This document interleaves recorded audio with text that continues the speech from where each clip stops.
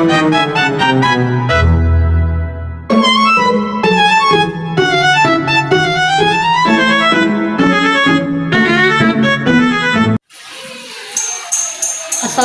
warahmatullahi wabarakatuh.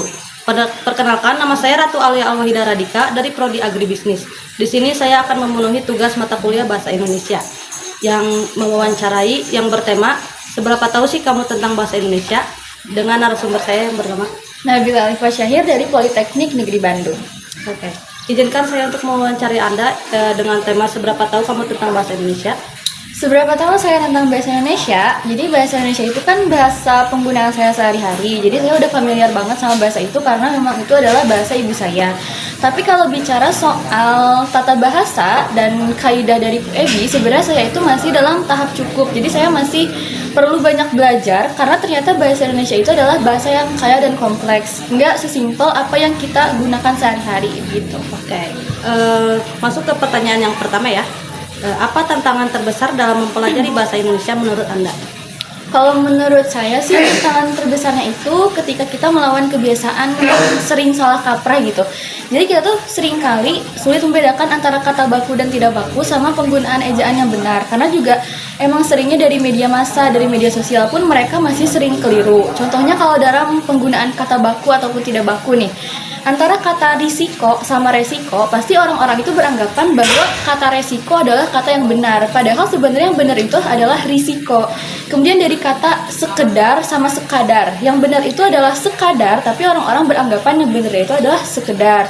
Terus juga dari penggunaan kata preposisi atau imbuhan di. Kebanyakan orang-orang itu masih bingung kapan sih di itu harus dipakai ketika dipisah sama disatuin gitu kan.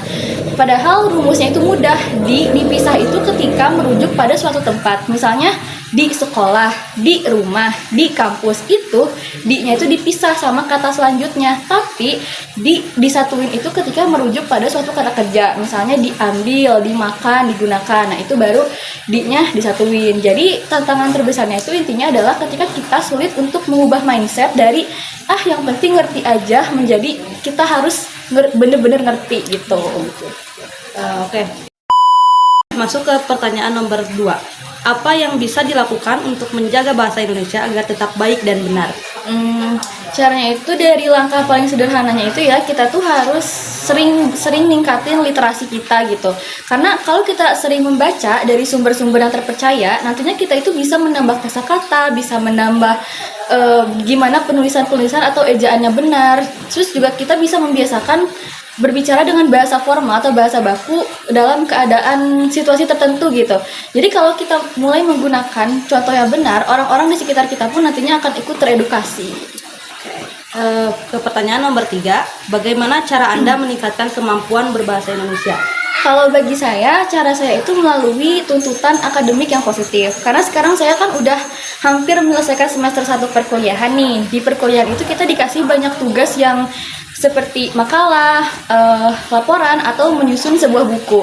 Nah, dari situ kan kita tuh harus mencari data-data yang akurat, data-data yang valid. Jadi mau gak mau saya itu harus baca jurnal-jurnal, baca e-book, atau baca literatur yang ada. Nah, dari banyak yang membaca itu, saya tuh merasa kosakata saya jadi bertambah. Juga saya juga makin peka terhadap sebenarnya ejaan yang benar tuh yang kayak gimana gitu.